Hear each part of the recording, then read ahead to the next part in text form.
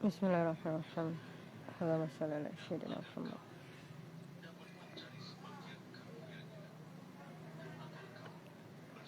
Alhamdulillah, sinar cahaya matahari.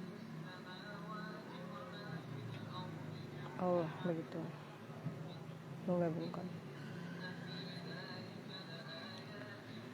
Jadi kemarin saya belum menyelesaikan tentang hasad ya. Saya selesaikan di sini. Menurutku hasad itu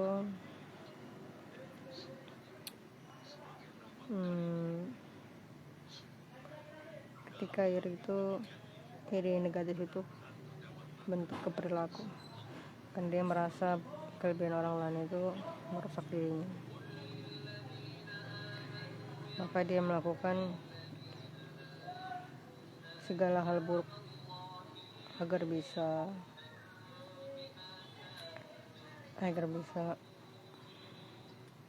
terwujud. Teman saya berkata bahwa ketika seseorang mengatakan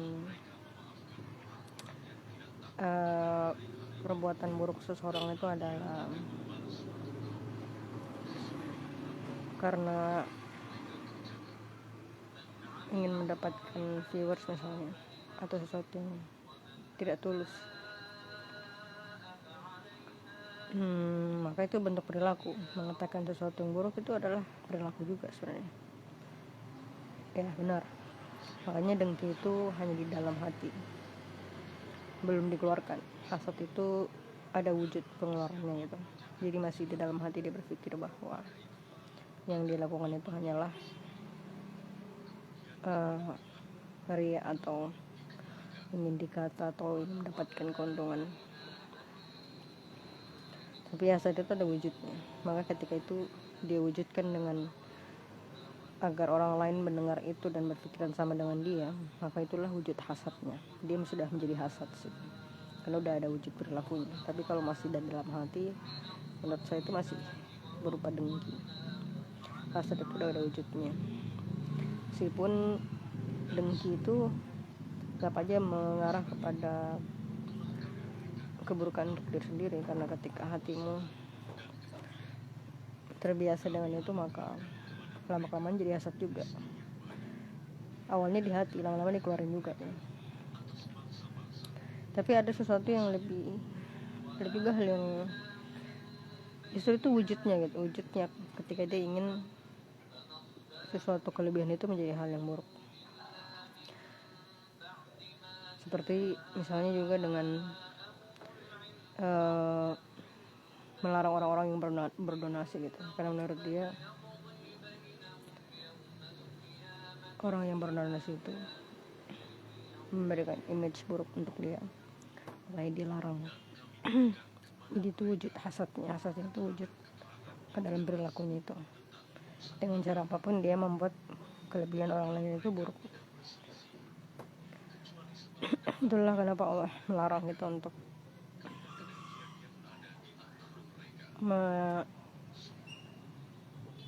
iri hati, menginginkan kelebihan orang lain itu ada di diri kita, padahal Allah memberikan masing-masing kelebihan atas diri kamu, dan Allah yang paling adil menghitung itu. Makanya al-jawmiddin, segala sesuatunya akan Allah balas sesuai, dan hanya Allah yang paling tahu tentang ketulusan, keikhlasan, dan keridhaan seseorang. Ketika seseorang itu benar-benar melakukan sesuatu berharap Allah menyukainya.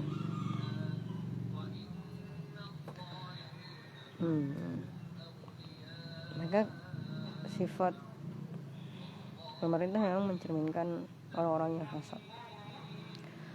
Begitu pula dengan sikap Pak Sawit yang masuk dalam BOP. Udah disingkat gak? Orang Indonesia suka banget menyingkat-nyingkat ya. BOP, Board of Peace, buatan Trump. Dan ternyata itu bayar 17 triliun ya ternyata. Saya hanya merasa apa ya, apakah memang orang Indonesia itu bodoh gitu? Kalian pikir hanya 17 triliun yang masuk ke profitnya Trump ya? Padahal sudah banyak perdagangan Indonesia dan Amerika yang profitnya entah sudah berapa banyak bom yang masuk ke profit itu, yang masuk ke Gaza, dan akhirnya sekarang pun menimbulkan bencana di negara kita sendiri. Apakah itu buatan Amerika atau tidak bencana itu? Sama aja kan, yang memberikan mereka kemampuan kan kamu juga gitu. Apakah kamu sebodoh itu, kemampuan kamu tidak sampai berpikir tentang profit perdagangan Indonesia dengan Amerika ya, masuk ke situ? Apakah hal itu terlalu sulit untuk kalian pikirkan sehingga kalian pikir hanya 17 triliun itu saja yang masuk ke pemerintah Amerika untuk membuat bom untuk membantai negara Gaza? Tapi wallahu alam, entah sampai kapan kalian menjadi orang-orang yang bodoh. Saya tidak mengerti dan saya tidak paham. Tapi ketika kalian sadar bahwa kalian berada dalam kebodohan, maka wujud dari keterangan itu adalah perilaku. Dan perilaku yang nyata untuk menghentikan pembantaian anak-anak Gaza adalah memerangi mereka yang membantai anak-anak Gaza. Dan saya selalu bilang ini, ujung-ujungnya itu pasti perang. Tapi kalian tidak percaya dan kalian menunggu akhirnya. Ketika itu terjadi baru kalian bilang, oh ternyata benar ya. Ujung-ujung itu pasti akan perang juga. Sama seperti civil war yang akan terjadi di Amerika. Semua orang sudah bilang civil war akan terjadi di Amerika. Dan mereka bilang pemicunya pemerintah. Sejak awal pemicunya memang orang-orang jahat. Mereka berniat menargetkan imigrasi untuk membuat pola supaya manusia yang terlalu banyak ini tidak menyerang bersama-sama. Karena kalau rakyat menyerang bersama-sama itu mereka kalah juga. Berapa banyak pun senjata yang mereka miliki, berapa banyak pun peluru yang mereka miliki, jumlah rakyat itu terlalu banyak untuk mereka lawan. Makanya dibagi-bagi. Pertama imigrasi, orang imigrasi. Jadi mereka menyerang kelompok tertentu supaya menyerang 1000 orang itu susah, lebih baik menyerang 300 orang gitu. Nah ini dibagi-bagi, pertama migran dulu, nanti lama-lama ke semuanya itu. Makanya betul, ketika kalian membiarkan anak-anak dibantai di Gaza, maka kalian sedang menunggu anak kalian juga dibantai nanti. Sedang menunggu waktu saja ya. Karena kalian bodoh yang tidak paham, menunggu itu terjadi baru kalian. Pertanyaan itu kenapa harus pemerintah, mereka harus orang Zionis Lanatullah bersama kaum munafik, pemimpin munafik itu harus menciptakan civil war gitu. Karena demonstrasi, kalian pikir demonstrasi itu nggak akan menciptakan perang? Pasti dengan sendirinya mereka memang berharap perang. Ini jadi saya berikan sebuah analogi sederhana. Astagfirullahaladzim, maafkan ya Allah. Apakah ini kedengaran ya? Atau mungkin saya jelaskan nanti ya di besok.